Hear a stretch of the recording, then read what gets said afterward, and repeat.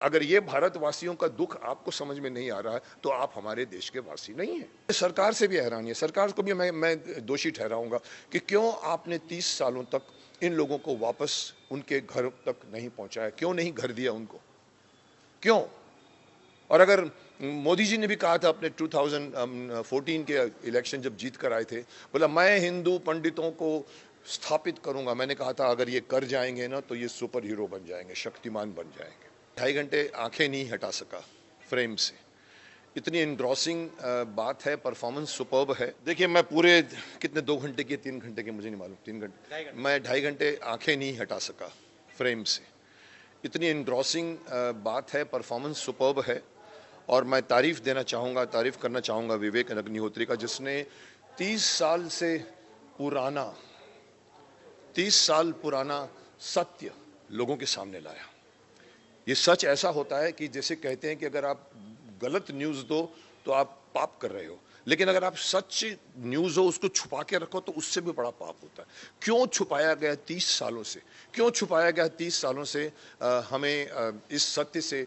मैं तो जानता हूँ क्योंकि मेरी फैमिली में भी ये हुआ है, मेरी फैमिली में भी ऐसे विस्थापित हुई है फैमिली मेरे वहाँ से मेरे, तो मुझे पता है, मैंने कहानियाँ सुनी हुई है। लेकिन एक कॉमन मैन तो यही समझता है कि भाई उस कॉमन मैन को ये कोई समझाएगा कि अपने ही देश के एक कमरे से निकलकर एक दूसरी कमरे में आप जा रहे हो और आपको शरणार्थी बोला जा रहा है? 30 साल तक वो शरणार्थी हैं। पाकिस्तान से आए तो समझ में आता है कि चलो पाकिस्तान से आए तो आप शरणार्थी हैं, लेकिन मेरे देश में से कश्मीर, जिसमें मैं हर साल जाता था, एवरी सेकेंड ईयर मेरे बड़े भाई साहब हमें श्रीनगर लेके जाते थे, पहलगाम लेके जाते थे। उसके जैसी जगह नहीं है हिंदुस्तान में, उसके अंदर हम रहते हैं। वहाँ धीरे धीरे, कभी कभी मुझे याद है उस वक्त कुछ लोग कहते थे कि ये लोग ये जो बेचते हैं ना, जो चेरी वेरी, वो पूछते हैं अरे हिंदुस्तान से आए हो? अब वहाँ पहली बार लगा था कि कहीं ना कहीं कुछ गड़बड़ है, और ये गड़बड़ इतनी बड़ी लेवल पे गई है। मुझे हैरानी है कि किसी ने, और मुझे सरकार से भी हैरानी है, सरकार को भी मैं दोषी ठहराऊंगा कि क्यों आपने 30 सालों तक इन लोगों को वापस उनके घर तक नहीं पहुंचाया, क्यों नहीं घर दिया उनको, क्यों? और अगर मोदी जी ने भी कहा था अपने 2014 के इलेक्शन जब जीत कर आए थे, बोला मैं हिंदू पंडितों को स्थापित करूंगा। मैंने कहा था अगर ये कर जाएंगे ना तो ये सुपर हीरो बन जाएंगे, शक्तिमान बन जाएंगे, लेकिन नहीं हुआ। 8 साल बीत गए हैं, अभी भी एक एक एक मेकर को एक ऐसी फिल्म बनानी पड़ती है जिसके ऊपर कंट्रोवर्सी खड़ी हो गई है। कई बड़े बड़े प्रमोशन नहीं करने दे रहे हैं, और मुझे हैरानी है उन बड़े बड़े जो सो कॉल्ड प्रमोट करते हैं अपने शो में पिक्चरों को, वो इनको नहीं करने दे रहा है। ये मुझे अंदर की बात बताई गई है, विवेक अग्निहोत्री ने खुद भी कहा है। और एक हैरानी की बात मैं कहना चाहूँगा, शेयर करना चाहूँगा, क्योंकि मैं उस डायरेक्टर को जानता हूँ, मेरे इंस्टीट्यूट से ही है, कश्मीरी पंडित खुद है। उनकी पत्नी का मैंने रिव्यू पढ़ा, मुझे हैरानी हुई कि क्या सोचकर आप कर रहे हैं। आपको समझ में नहीं आ रही कि ये सच हर शख्स तक पहुंचना चाहिए। मैं ये कह रहा था कि you have to understand that this news has to reach every. और टैक्स फ्री हो रहा है, मुझे बताया गया कि लोग टैक्स फ्री कर रहे हैं। स्टेट ने, कुछ स्टेट्स ने कर भी दिया है। मैं चाहूँगा पूरे हिंदुस्तान में टैक्स फ्री करिए, इस फिल्म को प्रमोट करिए। अगर ये बड़े बड़े प्रोमोटर्स प्रमोट नहीं करते, एक बड़े हमारे इंडस्ट्री में लोग पता नहीं क्यों अपने आप को भारत से अलग प्रूव करते हैं। अगर ये भारतवासियों का दुख आपको समझ में नहीं आ रहा है तो आप हमारे देश के वासी नहीं हैं। अगर उनमें से भी ये लोग प्रमोट नहीं करते तो इस फिल्म को पब्लिक प्रमोट करेगी। जैसे मैं आज बोल रहा हूं, आपने भी रिव्यूज देखे होंगे, इवन कॉमन मैन के रिव्यूज भी ऐसे आ रहे हैं। आई थिंक ये प्रमोशन पूरी पब्लिक करे और पब्लिक देखे, और मैं समझता हूँ ये फिल्म बहुत बड़ा ब्लॉकबस्टर बने, क्योंकि ये एक मकसद, एक छूटा हुआ लक्ष्य जिसको सरकार भी भूल गई है। जब हुई थी, मैं समझता 90 उस वक्त सरकार कोई और थी, उस वक्त नहीं हुआ। उसके बाद भी सरकार आई, फिर भी नहीं कुछ हुआ। लोग अपने अपने जगह पर, क्यों? So I hope that this film reaches to masses and it reaches to everybody. It is reaching globally. मैंने सुना इवन वर्ल्ड में भी लोग रिएक्ट कर रहे हैं, बिकॉज ये वर्ल्ड क्लास फिल्म बनी है।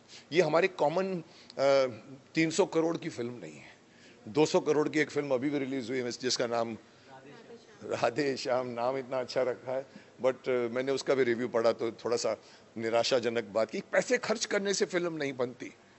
शक्तिमान पैसे खर्च करके नहीं बनी थी, स्टोरी थी। मैं कई चीज़ें ऐसी हैं जो हमारे देश के प्राइम मिनिस्टर तक पहुंचनी चाहिए, नहीं पहुंचती। बहुत से मुद्दे हैं। हॉस्पिटलाइजेशन का सिस्टम चेंज होना चाहिए, एजुकेशन का सिस्टम चेंज होना चाहिए, एजुकेशन फ्री होनी चाहिए, हॉस्पिटलाइजेशन फ्री होना चाहिए।